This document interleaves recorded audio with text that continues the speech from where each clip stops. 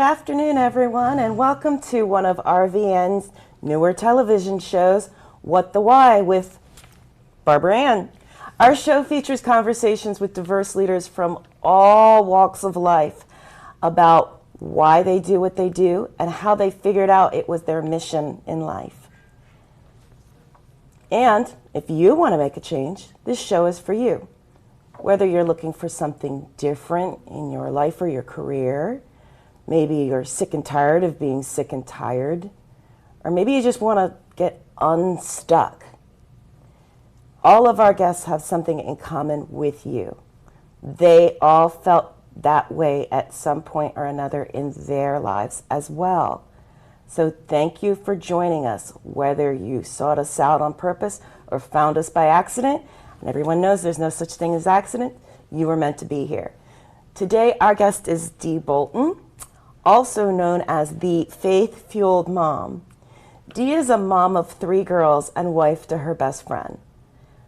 One of the main reasons she's here, though, is she is also a NASM, which you'll have to tell us what that stands for later, certified personal trainer. She is a corrective certified personal trainer. She's a fitness nutrition specialist and a wellness environment, a wellness advisor. I stand in authenticity. Mistakes happen. So she's a wellness advisor, and she has been sharing her faith and wellness journey through blogging at Faith Fueled Mom. She's been blogging before blogging was even really a thing, and for over 6 years. And Faith Fueled Mom is an award-winning blog.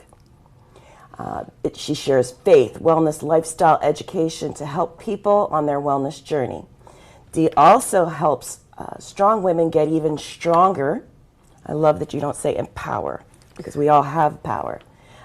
She helps them get stronger by equipping them with tools that they need to live free, nourish better, and honor their temple, their bodies.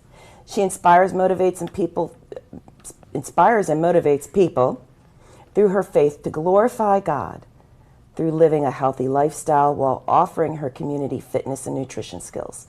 Dee has an Associate of Science in Advanced Personal Training, Fitness Exercise from Bryan University, and I had to make sure I understood what this was, a Bachelor of Applied Science in Management, Business Administration, and General Management from Washington Adventist University. She also has multiple certifications in corrective exercise nutrition, individual and group, personal training, and health. So she's been featured in numerous magazines, including OnlineActive.com, Live Strong, Women's Health Magazine, the Birdie. Okay, Birdie.com, Reader's Digest. She's been in Reader's Digest, Refinery 29, and Oxygen Magazine. So without further ado, please welcome Dee Bolton. Wow. I know, when you hear it all like that. I know, it's kind of crazy, but yeah, thank you. Thank you for having me. I'm so glad you're able to come in today, and as our viewers, all of our huge viewership knows, one of the first questions we ask every guest, because all of our guests at some point started out as young people, what did you want to be when you grew up? Ooh, that is a really good question. I wanted to be a writer. Okay. And I also wanted to be a fashion designer. Ah. Yes, and now it's so funny because I'm not into fashion at all, but I love to write, and that is truly what it is, a gift that I get to do every day. Okay. So. And in case all of you are wondering, we did not plan this. Yes. This is total coincidence. And the funny thing is, we actually almost both wore yellow right. and then changed to green. So clearly we were in sync for today. Yes. So tell us how you got from that young person who wanted to be a writer and who was really interested in fashion to where you are now as a fitness expert and an influencer. It's been quite a journey. So yeah, when I was growing up, I went to high school, and then I went to college. I went to school for a marketing degree, and met my husband there and had my daughter. And I actually had my daughter 2 days before my college graduation. Wow. Yes. And one of my biggest fears was to walk across the stage like a bowling ball in that big black black outfit. So I had her beforehand, so I didn't have to. So there you go. But yeah, I got my marketing degree there, and then I became a stay-at-home mom. And then I had my second daughter about 4 years later, and 12 years later, I was looking at a degree that I never used, 2 girls, and they were about to start, my youngest was about to start kindergarten, and I was like, well, what am I going to do with my life? I've been at home for so long. And then I had my third baby. We call her our Vegas baby, because what happens in Vegas doesn't always stay in Vegas. And so then I had to reset again. And so when she was about 8 months old, I had gone with my daughter, with my third pregnancy, I lost her twin at 11 weeks. And so after I had her, I gained I'd say about 40 to 50 pounds, definitely from postpartum depression. And about a year later, I was out and about, and this man said, "When are you due?" And you know those guys. The worst. Never, folks, never, ever, ever ask a woman when she's due, even if she's got a baby on board shirt. Please don't ask the question. Don't ask. Don't ask. No. Okay. So, was not due. And I had been in a place where I just kind of had neglected myself. I wasn't paying attention. I was putting on the sweats and just being the mom. And that was like the first little something. And then I vividly remember coming up the stairs. And you know how life, you go up the stairs, you come down the stairs, you go up the stairs. I was dying. And I was like, oh my goodness, I can't even go up and down the stairs. And then it just came a point where I was sick and tired of being sick and tired. And so that I went on my weight loss journey. I had about 100 pounds to lose. Wow. Yeah, and I didn't even realize it, because you don't get on the scale, you don't take photos, you don't look in mirrors, you just kind of live your life. And so I started on my weight loss journey, and I didn't do so great. And so I had a trainer. It was like, not a trainer, it was one of those like Facebook groups, and you apply the program type thing. And I did that for about 6 months, and you know, that was a good way to move my body, but I wasn't really doing anything. And then I actually got a trainer, and really restrictive, really just old school, not the best way to be fit. And so about a year later, I'm looking at myself again. I had lost about 40 pounds, which was great, but I still had like 60 pounds to lose. And I decided that I was going to be a bodybuilder. Wow. It's my 32nd birthday, and I was like, I'm going to be a bodybuilder, and I'm going to compete on stage. And so during that journey, I decided to go back to school. And that's when I went back to school to get my associate's degree in fitness and exercise science. Those are some huge goals. Our audience is seeing pictures of you right now, from where you were before to where you are actually in your competition. Yeah. It looks like very bodybuilding attire. Very For anybody small. who's ever actually watched a bodybuilding competition. Yes, a very expensive bikini that is this big. It's so teeny. And so yeah, and during that journey, I went back to school to get my fitness and exercise science degree because of what I had experienced in fitness, and I knew that I wanted more knowledge. And just that's kind of when the floodgates opened. I went back to school. I started helping my friends online, and then that became my program, which is now called Bibles and Boot Camp. I started getting multiple certifications, and it wasn't just because I aspired to learn more. NASM, which is the National Academy of Sports Medicine, offered me 2 of the certifications by testing one because I was an influencer. And like you said, I was a blogger way before it was cool, like anybody knew what it was. And so I was blogging about my fitness journey, and I just got amazing opportunities. And then one day I just realized that I couldn't hold all this information for myself. There's other people who need to be set free from the bondage of weight and just learn how to honor their temple. And I don't think honoring your temple is just going to exercise, eating broccoli and grilled chicken. It's so much more than that. It's who you're around, what you put in your ears, what you watch. It's how you talk to yourself. It's your entire temple. It's not just what it looks like, but it's how it functions as well. And so it really made me become on a mission to help other people see that we need to honor our temples. We need to invest in ourselves today for our future. And so that's what I'm blessed to do every single day. And I say I help strong women get stronger because they're usually stronger internally, even physically, but they just need help building the skills to get physically stronger. So I do. I was serious when I said I love that phrase, because when people use terms like empower, it implies that you don't have power. Mm-hmm. And you do. Oh, totally. And so what you're doing is you're drawing on power that people may have forgotten they had for whatever the reason. Maybe there was obstacles in their path or something that led them to believe they no longer had that power. And you build on that and you help them find their way back. Absolutely. To themselves and their faith. Yeah.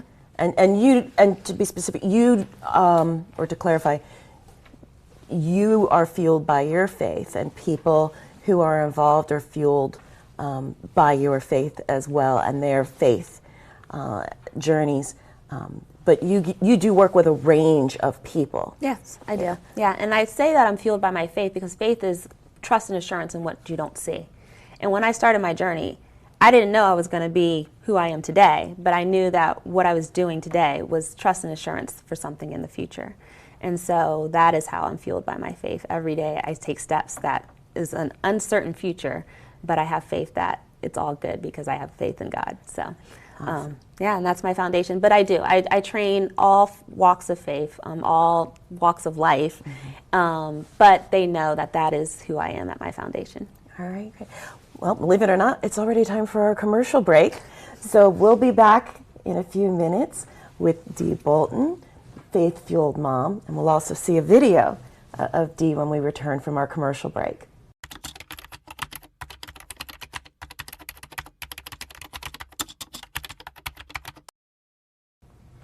Welcome back to What the Why with Barbara Ann and our exciting guest today, Dee Bolton. We're going to show you a video now of some of what Dee does.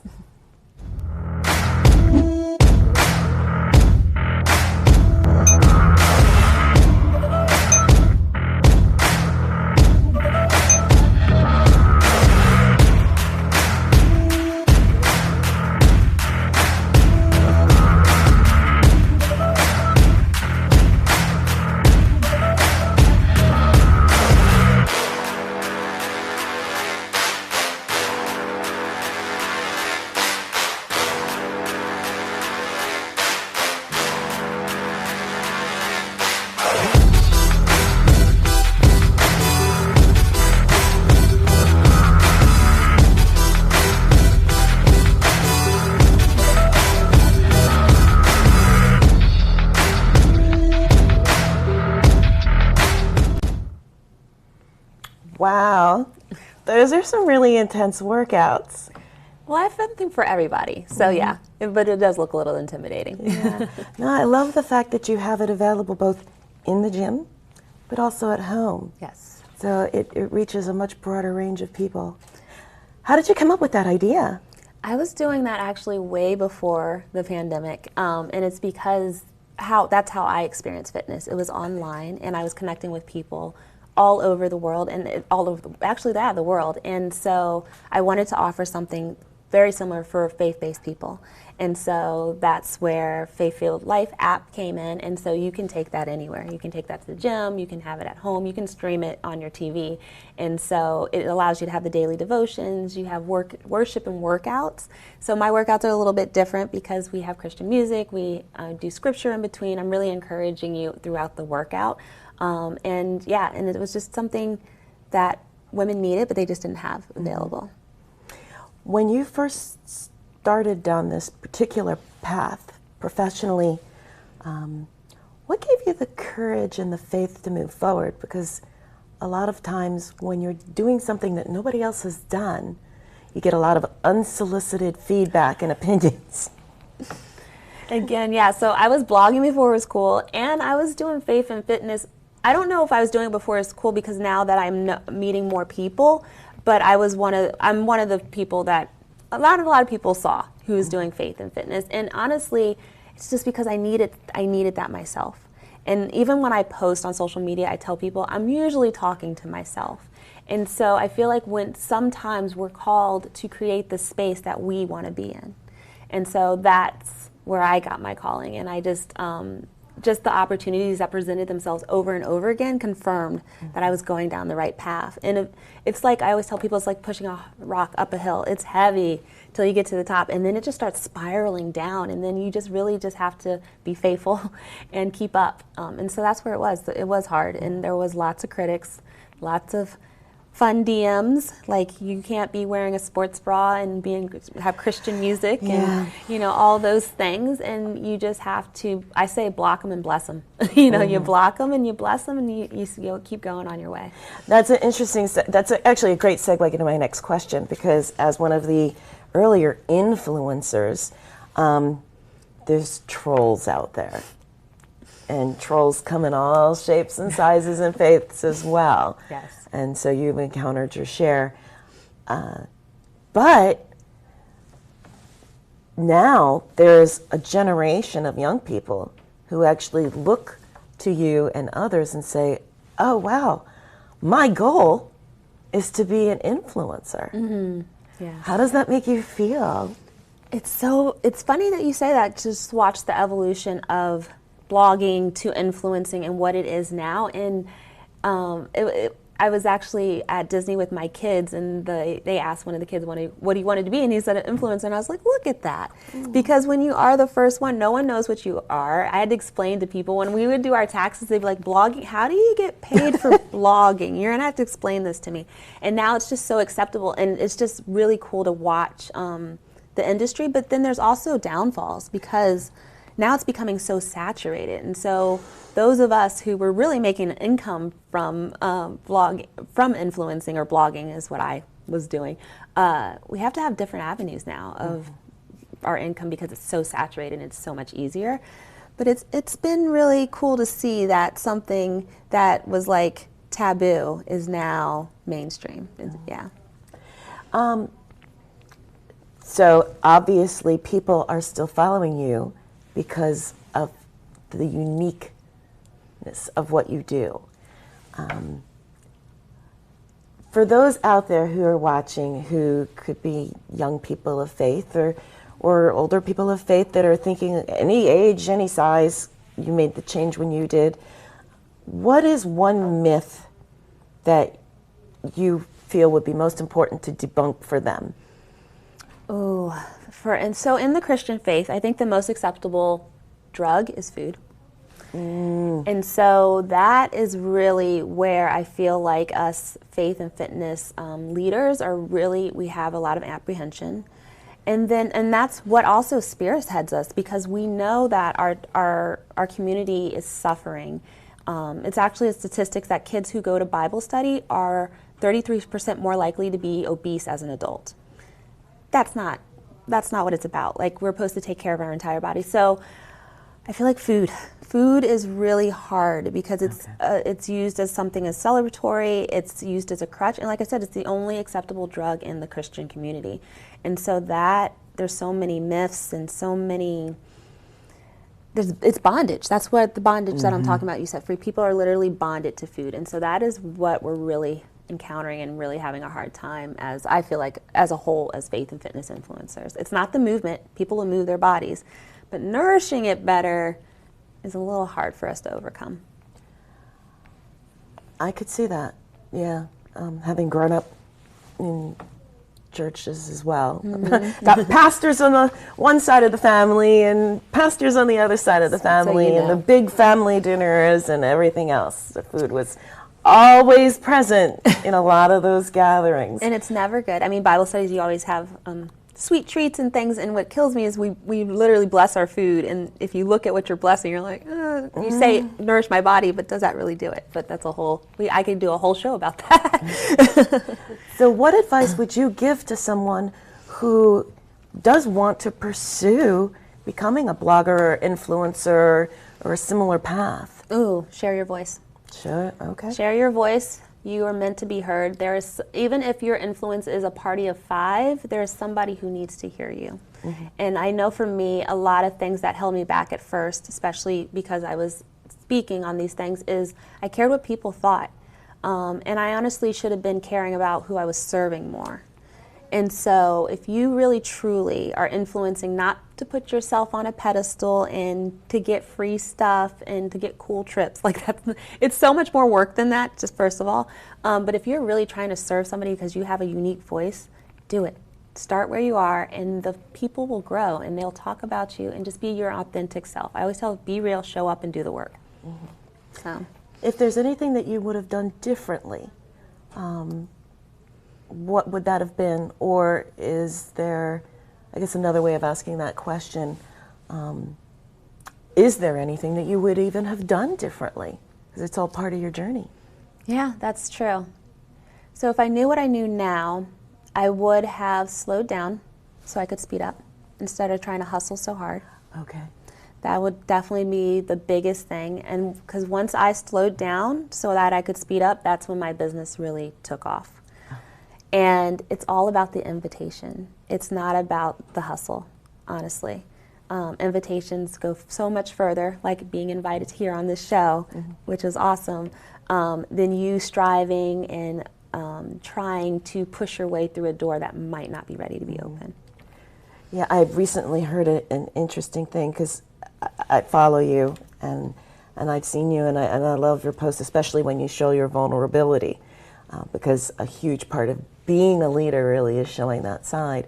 And recently someone shared a story about how if you try and push spaghetti, it kind of goes everywhere. Mm-hmm. But if you use a fork and you pull spaghetti, it all just kind of goes in line. Mm-hmm. And everything just kind of follows whatever the course is that you set. Mm-hmm. And so much of your approach really is just kind of following the course that you set. So, if you were doing the interview, what is one question that you would have asked you that I haven't asked?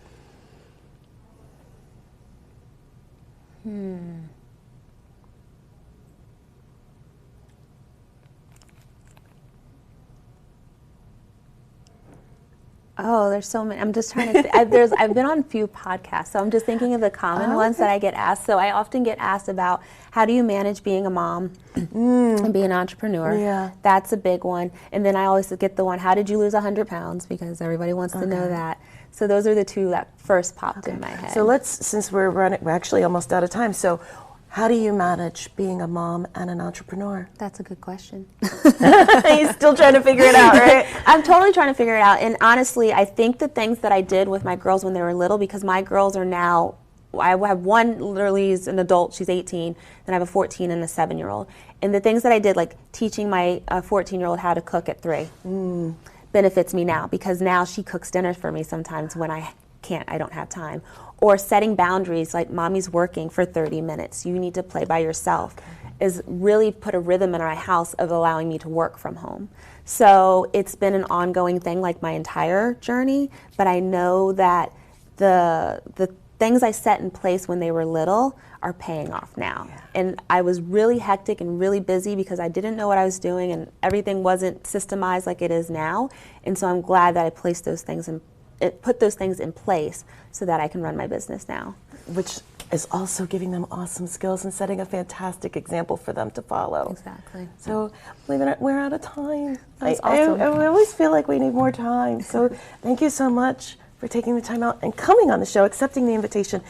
Could you let our viewers know how they can find you? You have the app. Yes. So I have faithfieldlife.com. You can download my app. You can join our community, we would love to have you. Faith-Fueled Mom is where I am everywhere. TikTok, Instagram, Facebook. It's Faith-Fueled, like car fuel mom. And yeah, you Google me. I'm there too. Awesome. So yeah. Thank you. And Dee is our latest inspiring guest. We have many more lined up for future episodes next week.